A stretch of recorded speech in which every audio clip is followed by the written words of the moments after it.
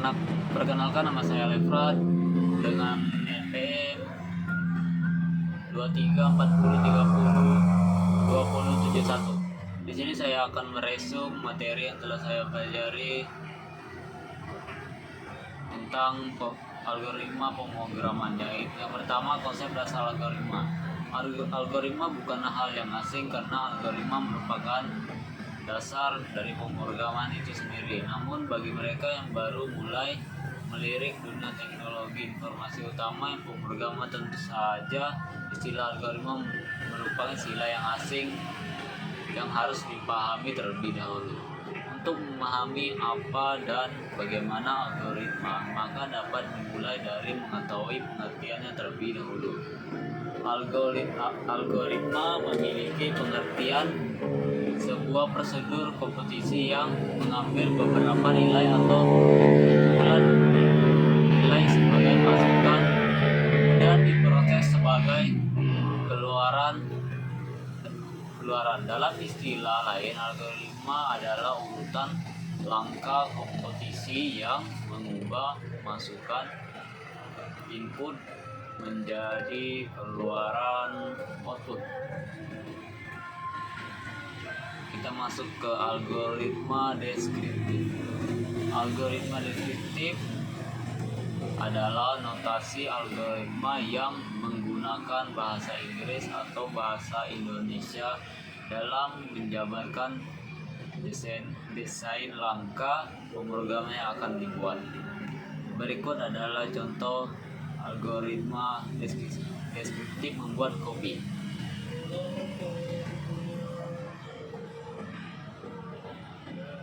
Yang pertama-tama adalah menyiapkan bahan-bahan seperti kopi, gula. Setelah itu masukkan gula dan kopi ke dalam gelas.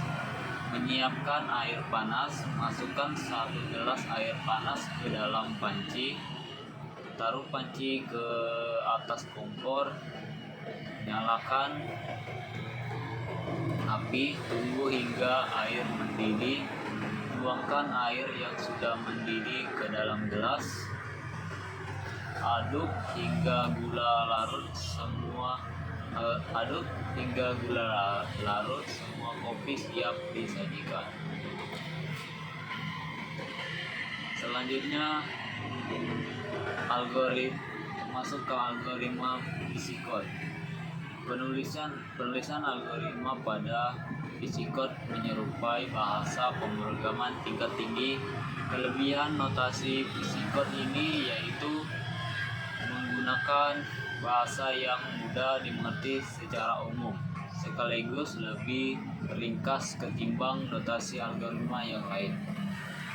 Struktur yang sederhana tersebut ditunjukkan agar bisa terbaca dan dimengerti manusia, tetapi Pisicode tidak langsung dipahami oleh komputer. Agar notasi Pisicode bisa dipahami komputer, harus diterjemahkan terlebih dahulu ke dalam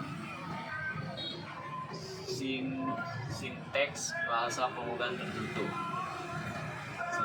Selanjutnya adalah tipe data.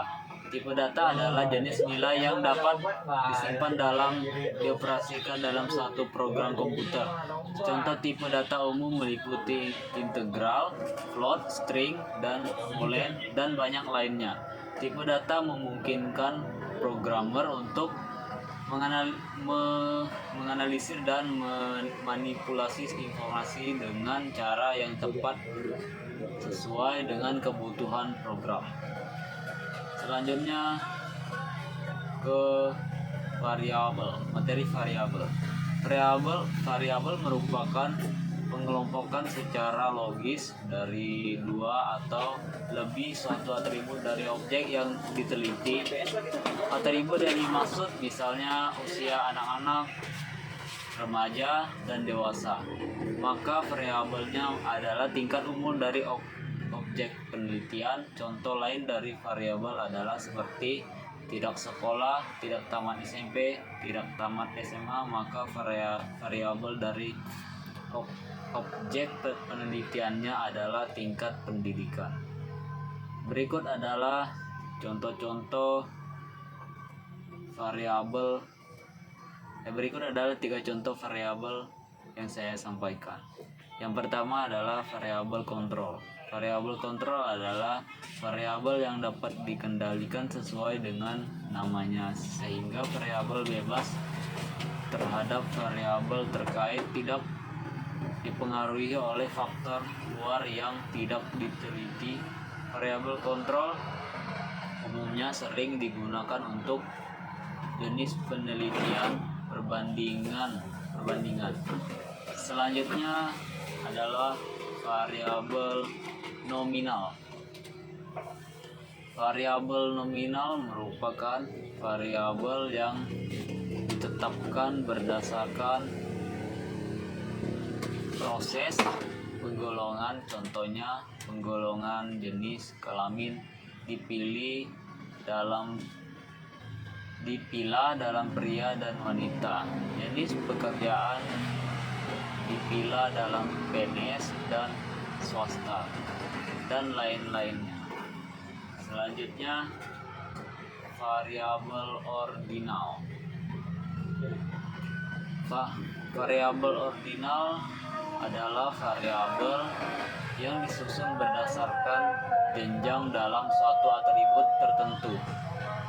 Contohnya adalah tingkat ranking siswa dalam suatu kelas dipilah dalam ranking tinggi, sedang, dan rendah. Sekian dari saya, dari resume yang saya sampaikan dalam bentuk video. Terima kasih.